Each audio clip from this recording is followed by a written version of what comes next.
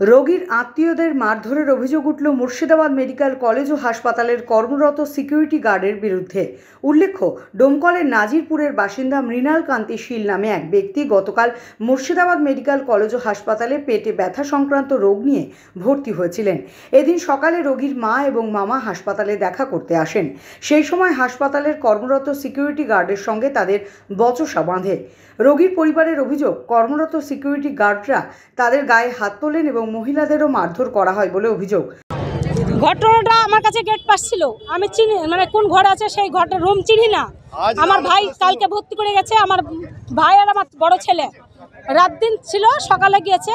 আমি সকালে বাড়ি থেকে আসলাম, এসে বলছে তাহলে দাদা আমাকে চিনি দিয়ে আইগা। গেট পাসটা আমার কাছে ছিল, আমি চলে গেছি। আমার ভাইয়ের কাছে এই ব্যাগটা আছে, ছেলে জামা আছে, প্যান্ট আছে, খাবারের কৌটো আছে। আমার ভাই বলছে দাদা একটু আমাকে ঢুকতে দে, আমার বোন চিনি না, তাই চিনি দিয়ে চলে আসবো।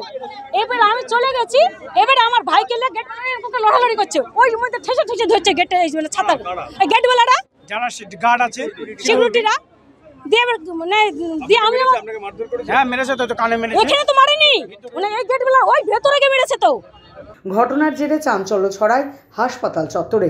বাংলা টুডে নাও।